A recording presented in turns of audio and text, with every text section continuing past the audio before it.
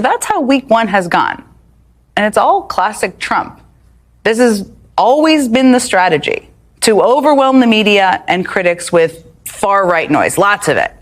I mean, Trump ally Steve Bannon laid it out very clearly all the way back in 2020. Prices are going up. Price of eggs, $3.65 last November. The latest I've seen is $4.25. So there's a lot he could do. I hope he does it. But if he doesn't, then it is our job to hold him accountable. And right now, it's about focus. The theme of Donald Trump's administration is really quickly becoming promises made, promises immediately thrown out the window, and especially those on cost, the main theme of Donald Trump's campaign, the reason why voters sent him to Washington. Now, of course, they were wrong in the assessment that Donald Trump could do anything about prices or that Donald Trump even cared to. But it's only taken a couple of days for prices not only to not go down, but to rise drastically. And Donald Trump seems focused on everything else but that. And for that reason, Democrats are taking every opportunity to call him out and introduce legislation to make it even clear where Donald Trump's focus is and is not in a Democrat who did that. So perfectly was Elizabeth Warren, who really just stuck the dagger in Donald Trump. And we are going to get into that in just a second. But before we do, if I could quickly ask you to leave a like on this video. And if you haven't already, you enjoy our channel, to hit that subscribe button. It goes a long way, and it really means the world to me. Now, Elizabeth Warren did so in an interview with Jen Psaki that I want to get into. But before we do, I want to hear the first part of Psaki's segment because I think it set it up well. So that's how week one has gone. And it's all classic Trump. This has always been the strategy, to overwhelm the media and critics with far-right noise, lots of it. I mean, Trump ally Steve Bannon laid it out very clearly all the way back in 2020. I said, all we have to do is flood the zone. Every day we hit them with three things. They'll bite on one and we'll get all of our stuff done. Bang, bang, bang. These guys will never be able to recover. 4 years later, that's still the strategy. And guess what? Bannon says it's going great. He told the Washington Post, quote, "It's working. It's just stunning to me what they're doing, and it's not getting covered because it's too much. They're overwhelming the system." So yeah, they're going to keep flooding the zone. They're literally telling us that they're going to do that. They'll do a million crazy things, so we can't focus on any one thing, like whether they are delivering on the core promise they made about lowering costs. But the problem with flooding the zone for them is it makes it kind of hard to answer really simple questions about your agenda, like this. You campaigned on lowering prices for consumers. We've seen all of these executive orders. Which one lowers prices? We have done a lot, and there have been a number of executive orders that have caused already jobs to start coming back into our country, which is a core part of lowering prices. More capital investment, more job creation in our economy is one of the things that's going to drive down prices for all consumers, but also raise wages so that people can afford to buy the things that they need. If you look at our slate of executive orders, no, Margaret, prices are going to come down, but it's going to take a little bit of time, right? Relax, everyone. It's just going to take a little bit of time. That's pretty weak tea, at least from how I hear it from the sitting vice president, for what is supposed to be their number one agenda item. And just to put it all in a little perspective, I mean, Barack Obama campaigns on ending the worst economic downturn since the Great Depression. And it took some time, but in his first week of office, that's pretty much what he focused on in every use of power and lever he had. Joe Biden vowed to end the pandemic and bring back the economy from the brink. He spent his first week in office trying to move that agenda forward and telling the country how he was going to do it. Meanwhile, the guy who promised to lower costs for the American people is busy flooding the zone with all sorts of things, as I just outlined, and hosting House Republicans at his golf resort to discuss how they can cut taxes for rich people. Look, what Trump's actions over the past 7 days have told us is that he really doesn't actually care why Americans sent him to the White House. I hate to break this to all of you. You all know this. In a new letter to Trump that was shared with NBC News, 20 Hill Democrats, led by Senator Elizabeth Warren, blasted the president for his twisted priorities, saying, quote, "During your campaign, you repeatedly promised you would lower food prices immediately if elected president. But during your first week of office, you have instead focused on mass deportations and pardoning January 6th attackers. To be fair, the White House is still working on those tariffs they're very excited about, which every economist will tell you will actually raise prices for everyone. And they're still working on those tax cuts to corporations and billionaires who definitely are not worried about the price of your eggs, I promise you. But hey, at least violent rioters are back on the street. He had time for that. Dr. Phil is in Chicago, embedded in a raid, and government watchdogs have been fired. That's the first week. Joining me now is Democratic Senator Elizabeth Warren of Massachusetts. It's great to see you. You have written a lot of letters. I can't wait to see more letters. And there's so much I want to talk to you about, but I just want to talk about what I just laid out, which is this litany of things that Trump focused on last week. You wrote a letter with 20 Senate Democrats, today. And you noted in that letter there are a lot of things he can do. I mean, he can increase competition. He can deal with price gouging, things that will actually lower costs for people. Makes sense. Sounds great to me. Right. Wish he would do it, and probably everybody watching. But I doubt he will do any of that. Do you have any hope he will do it? So, look, either he will do it, which is really good for the American people. There are a lot of folks who are struggling to make it to the end of the month. Prices are going up. Price of eggs. $3.65 last November. The latest I've seen is $4.25. So there's a lot he could do. I hope he does it.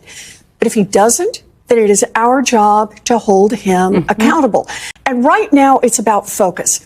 You know, it's just, you got one of the words quoted in there. He kept using the words immediately. I will do this immediately when he ran. He said on day one. And it's not only that he hasn't moved the needle, it's that he hasn't even indicated he knows where the needle is or cares very much. And I think that's the part we have to keep bearing down on. His failure to even try to move in the direction of lowering costs is a betrayal of the American people. I think this is such an important point. He has not used the bully pulpit. He has not used any opportunity to lay out a plan, to speak to it. That should be sticking out to people as well. There was an IG purge on Friday night, and 18 IGs were fired, which is such a significant step. It makes it their accountability. They keep Democrats in control. They keep Republicans. They are not a partisan entity.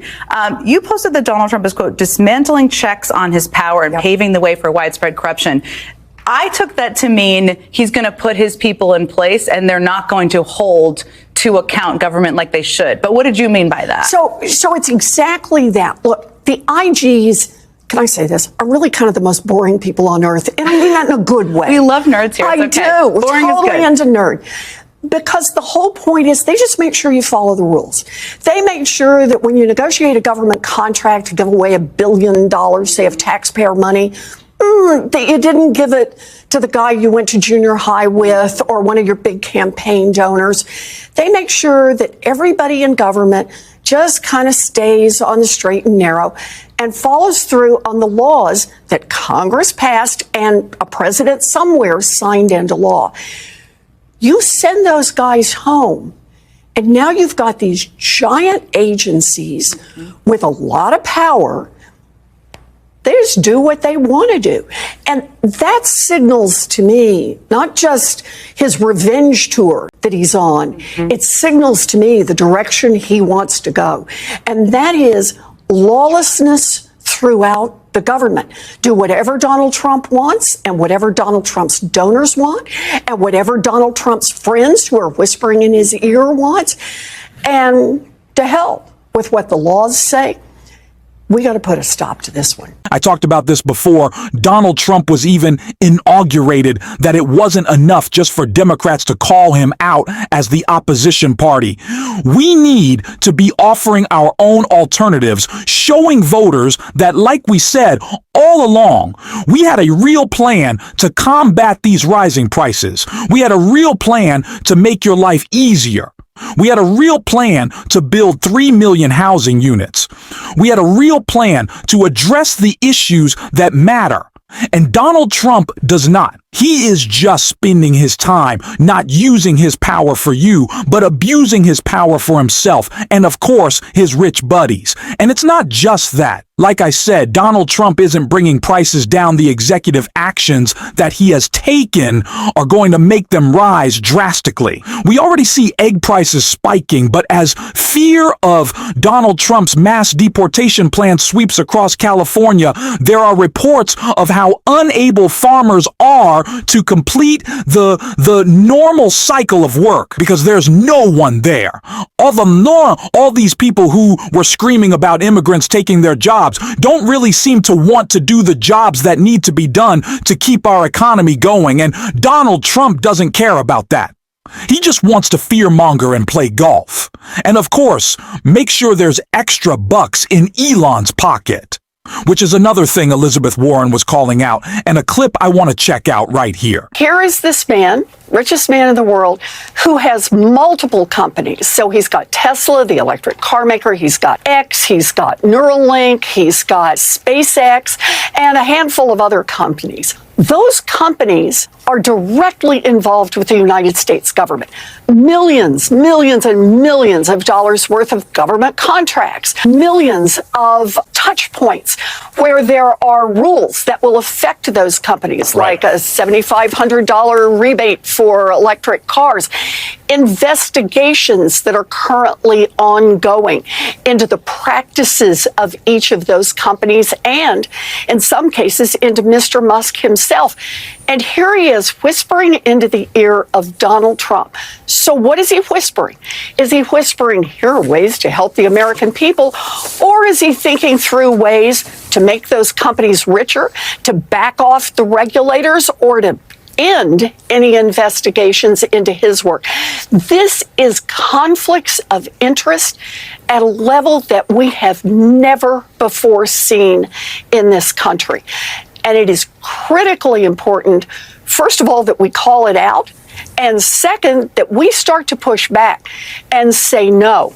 The American public has a right to know who's giving this kind of advice to Donald Trump. This is the message that we have to continue to drive home, that all of these people are simply out to screw you and then control the information that's telling you that that is not actually the case.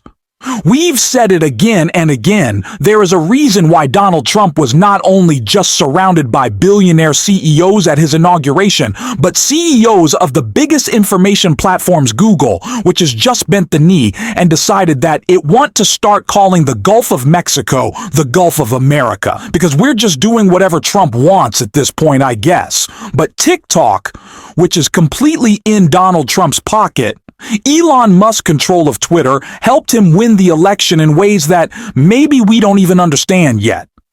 And of course, Mark Zuckerberg has capitulated. He's bent the knee, and he is allowing Meta algorithm on Facebook and Instagram to serve Donald Trump in every way possible. They want chaos. They don't want fact-checking, and they want to make sure they can serve their dear leader because it means they can act in whatever corrupt way they want. That is what we have to talk about. That is the focus of the Trump administration: more carve-outs for corporate corruption for billionaires, more tax cuts for the top 0.001%, and egg prices are skyrocketing without a care in the world. That is what we have to continue to talk about, and that is what we're going to talk about every single day on the show. And if you want to support that, as always, you can hit that subscribe button, you can leave a like on this video, and if you're stuck around at the end, you drop a blue heart in the comments. And until next time, I'll see you soon.